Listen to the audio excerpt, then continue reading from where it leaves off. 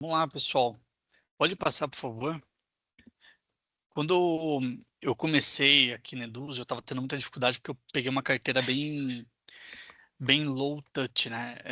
E literalmente os produtores não estavam nem sequer me respondendo. Não respondiam, não atendiam a ligação. E daí eu comecei a escutar algumas pessoas comentando sobre a RFV e eu entendi que, poxa, isso daí gera valor. Então eu comecei a usar é, a estratégia de chamar o produtor para uma RFV para conseguir fazer uma abertura ali e ter, né, um retorno do produtor. Então aqui eu trago algumas situações que eu mandei uma mensagem simplesinha, né, me apresentando, falava o que é RFV, mas vocês podem ver que o ponto principal é que é ajudar o cliente, ó, ali, ó, no final o objetivo é ajudar você a botar dinheiro no bolso. Convenhamos, pessoal, a Edu serve para isso, para o cliente final. Se é por meio do checkout, se é Safe Vídeos, se é o Alpa, não interessa, né? No final, o produtor quer saber como que a gente ajuda ele a botar dinheiro no bolso. E se a gente vai com esse discurso, né, isso gera uma maior abertura. Daí vocês podem ver que esse daí eu mandei e o produtor respondeu ali, né? Boa tarde, tudo bem? Amanhã às 16 estou disponível. E era um produtor que eu já estava alguns meses tentando contato, ele não me respondia. Pode passar, por favor. Aí outro também, mesma coisa. Opa, como está a sua agenda da semana? Vamos marcar. Mesma coisa. Fazia alguns meses também que eu não consegui, estava tentando, não conseguia. Pode passar. E também boa noite, na paz. Show, bora fazer. Tá, então, eu estou trazendo isso para vocês porque eu sei que a gente está no momento em que a gente está assumindo várias carteiras, né, de vários produtores. Então, para evidenciar como realmente a RFV, vocês convidarem os produtores para uma RFV gera valor e vocês vão conseguir uma boa abertura, tá? Pode passar. Ah, já foi, né, feito uma introdução, né, pelo Gui sobre a RFV, mas eu faço isso também porque o produtor ele entende que eu vou ajudar ele trazendo uma estratégia, tá? Mas o que que é RFV? Eu costumo sempre trazer o seguinte, ó, Fulano, vamos pegar o Gui, né? Gui, é o seguinte, a RFV é você olhando da porta para dentro. Você não tem sua estratégia de vendas da porta para fora, onde você está trazendo ali um curioso, todo funilzinho, né? Trazendo ele para o momento de compra. Então você vai criando toda uma jornada até fazer com que ele passe o cartão. Se você tem uma estratégia para trazer um lead, né, uma pessoa curiosa para o momento de compra, você não concorda que a partir do momento que ele cai para dentro de casa, você também precisa continuar segmentando e tendo estratégias de forma segmentada dentro de casa? Porque se você pegar todo mundo da sua carteira e botar todo mundo no mesmo bolo, como se todo mundo estivesse no mesmo momento, na mesma jornada, você concorda que sua taxa de conversão dentro de casa vai ser muito baixa? Aí você está reclamando, falando que, poxa, tá caro fazer ads porque agora a gente está pagando imposto, tá em ano de eleição, tá em ano de Copa do Mundo, mas quem está dentro de casa você não está cuidando, né? Então, você vai trazendo esses contextos, essas visões, e o produtor vai entendendo, poxa, realmente, né? Eu estou investindo um caminhão de dinheiro aqui em ads, mas não tô cuidando da minha base. Então, eu tô literalmente com um balde furado, sempre tendo que trazer novos leads, porque quem está dentro de casa está sendo perdido, simplesmente porque eu não estou olhando para dentro de casa com carinho. E daí eu trago esse contexto, né? Então vamos segmentar, entender o momento de cada um dos seus clientes e desenhar estratégias de forma segmentada para aumentar a taxa de conversão e você aproveitar mais a sua base, tirar mais dinheiro da própria base, né? Então, beleza, aí você já gerou valor, a pessoa já entendeu o que a RFV vai fazer para o cliente. E daí eu venho trazendo. Então, a gente tem essa estratégia que é de recência, frequência e valor, por isso é RFV. E o Gui comentou, né? Tem RFM, eu também comento isso porque tem alguns produtores de eles vão dar uma pesquisada na internet, pode ser que eles achem por RFM.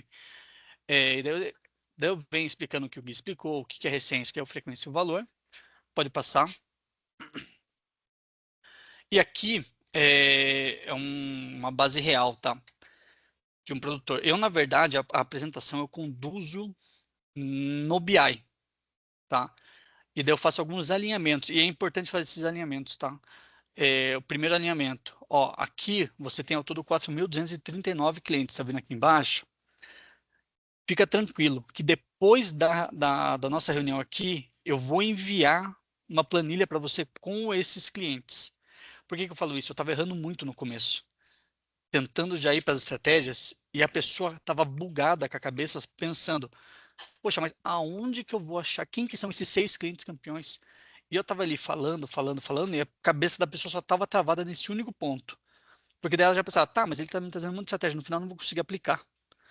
Então já faça um ensinamento, eu vou te mandar uma planilha que vai ser classificada de 1 a 8, quem são esses clientes, tá? E daí eu contextualizo, olha, os campeões são os clientes que compraram é, com um tempo menor, né, que é a recência, compraram mais vezes e um ticket maior. Então, o cruzamento dessas 3 informações é o que faz a gente classificar os clientes aqui dentro. Então, você tem aqui 6 clientes que estão como campeões. A lista vai até 8, né, que são perdidos. Eu trouxe esse exemplo aqui porque aí, Gui, às vezes você pode até ajudar a gente. Eu vejo que às vezes não necessariamente a forma como está classificado é a melhor forma para ser trabalhado. Vocês podem ver que a gente tem aqui ó, o cliente morno 4. Ele tem um ticket de 1084. Ele destoa, apesar dele estar no meio, na teoria ele é um cliente que está esfriando, né, por isso está morno, mas ele está muito mais próximo do campeão, porque ó, se você for pegar quem está acima dele, tem um ticket de R$ 197. É completamente divergente. O que eu costumo falar para o doutor? Vamos agrupar para facilitar as estratégias? E geralmente eu agrupo em 4 macro, né, grupos. Eu já comentaria com o doutor, se a gente pensar numa estratégia juntando o morno com o campeão, porque o que realmente fez estoar e puxar o morno para baixo é o tempo, 75 dias em média que eles compraram. Só que vocês podem ver que de todos, ele é o único que comprou dois produtos diferentes. Então, vocês concordam que na verdade ele não é exatamente um morno, ele é um cara um pouco mais quente. Investiu 1.087 e R$ 1.084. Aí eu falo, a gente pode pensar em uma estratégia separada só para o morno, ou a gente pode agrupar com o campeão. Eu vou trazer para você as estratégias, depois você senta com o seu time e vocês analisam qual estratégia cabe para cada um dos agrupamentos. Mas só para a gente poder seguir. Vamos juntar então o morno com os campeões. Aí eu venho falando das estratégias que eu quero propor.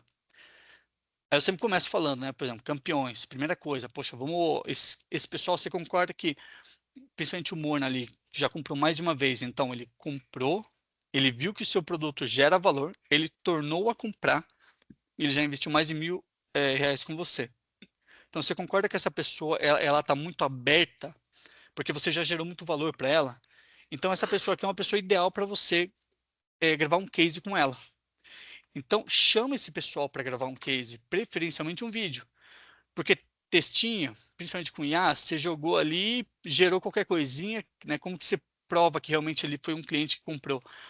Se a pessoa não se sentir confortável em querer gravar um vídeo com você, beleza, pede para ela mandar um textinho ali, um depoimento, mas tenta chamar ela para fazer uma gravação mesmo. Então, primeira coisa, né? Prova social, tenta gravar um case com essa pessoa.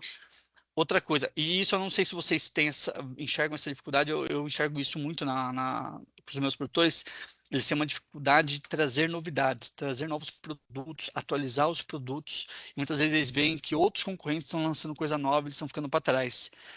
É, e é batata, você pode ver, os produtores não fazem pesquisa. Poxa, então é lógico que você não vai conseguir lançar um produto novo, lógico que você não vai conseguir atualizar o seu produto, você não faz uma simples pesquisa. Ah, mas como que eu vou fazer uma pesquisa? Poxa, com a própria base. Se essa pessoa ela já está mais aberta, se você já gerou valor para ela, chama ela para conversar. Planinho, ô Gui, tem algum curso meu aqui hoje que eu não tenho, que você gostaria que eu tivesse, que você gostaria que eu elaborasse?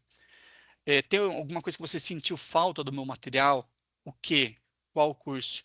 Você já comprou curso de outros infoprodutores? De quem? Qual que era o nicho? Deixa eu dar uma olhada. Entra no Instagram, analisa o que esse cara tem. Poxa, é um nicho correlacionado e eu tenho expertise para desenvolver um curso parecido. Maravilha, manda bala. Poxa, não tenho. Chama a pessoa para fazer uma parceria, desenvolve um produto em conjunto, até porque se o lead está mais caro, se você faz uma parceria, você aproveita a autoridade e a base de clientes desse outro produtor e ele é a mesma coisa, né? Vai aproveitar a sua base de clientes. Então você tem um jogo ali de ganha-ganha. É, só que você só vai entender o que você precisa desenvolver a partir do momento que você conversar, que você perguntar. Se você não está perguntando, você vai continuar tendo esse problema. A questão do case é meio que já batido. Geralmente os produtores já fazem, mas eu vejo que essa questão da entrevista eles não fazem e eu vejo que toda vez que eu falo isso, eles gostam. Eu vejo que gera valor. Então, foquem nesse, né, de dar essa sugestão, porque eu vejo que realmente agrega para eles, porque eles não pensam nisso.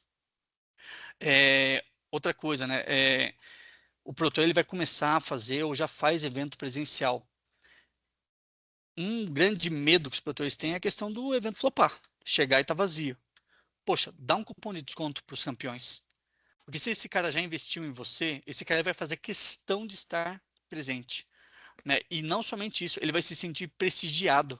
Poxa, olha só, o Gui tá me reconhecendo como um cliente aqui que ele também tem uma consideração, porque ele sabe que eu compro dele, que eu gosto do trabalho dele, ele tá fazendo questão que eu esteja presente no evento dele. Cara, eu vou, com certeza. Então, se for para dar um cupom de desconto, dá para esse pessoal. Acesso também antecipado a novos cursos. Poxa, se você fez a entrevista, mapeou o que que a pessoa, o que que o seu público ali quer ter, dá um acesso antecipado para esse grupo.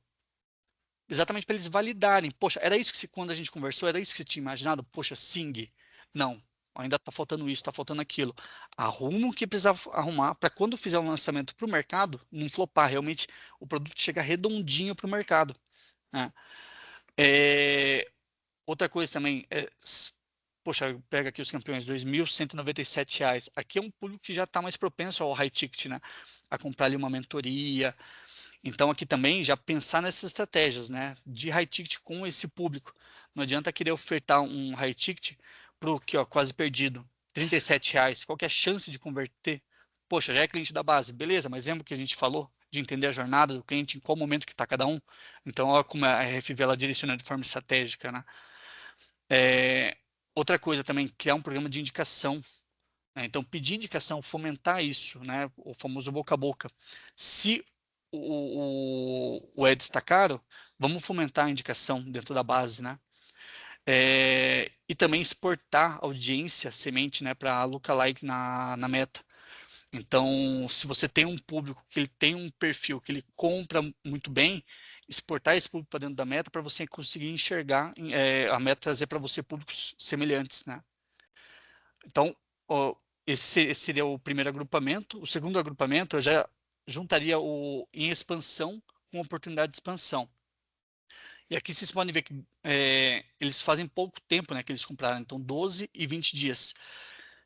Uma ação de vendas agora talvez não seja o ideal, não que não possa ser feito, mas a pessoa ainda nem pagou o primeiro boleto ali, né? Então, aqui talvez caiba muito mais uma pesquisa de NPS e dessa pesquisa entender, poxa, quem que é promotor? Não necessariamente NPS, né? Mas alguma metodologia de pesquisa eu acho bem bacana em NPS.